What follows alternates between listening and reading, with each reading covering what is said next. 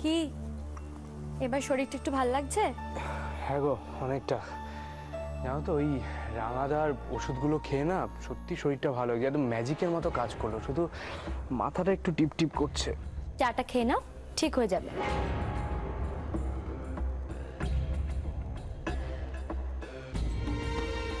সন্ধেবেলা অফিস ছুটির পর কোথায় একটু,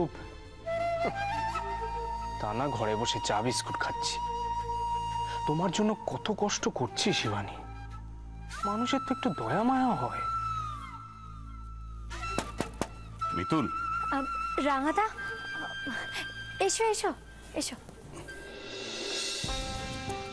কি কুশল? এখন কেমন ফিল করছো? খুব ভালো রাঙাদা। এক্ষুনি মিতুলকে বলছিলাম যে তোমার ওষুধগুলো সত্যি। হ্যাঁ, ওই খাওয়া দাওয়ার জন্যই হয়েছিল আর কি।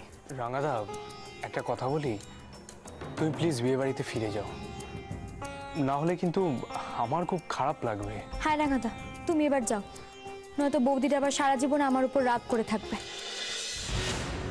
ভাববে তার দিদির বিয়েতে তুমি আমাদের জন্য যেতে পারলে না। মিতুল, শিবানী ভীষণ বুঝদার, এসব নিয়েও কিচ্ছু মনে করবে না। মিতুল, দেখেছো, বউকে নিয়ে কিন্তু কোনো কথা বলা যাবে না। রাঙাদা, আমি এখন অনেক ভালো আছি, সব দিকটাই তো দেখতে হবে। ঠিক আছে, তোমরা যখন এত করে বলছো আমি যাচ্ছি। মিতুল, কোনো প্রবলেম হলে আমায় ফোন করবি, কেমন? হ্যাঁ, রাঙাদা। কুশল, আমি আসছি। হ্যাঁ।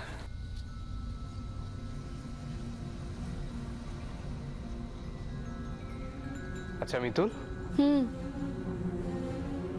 রাঙাদা আর রাঙা বৌদির লাভ ম্যারেজ? ওই আর কি। ওদের কি করে আলাপ হলো সেটা তুমি জানো?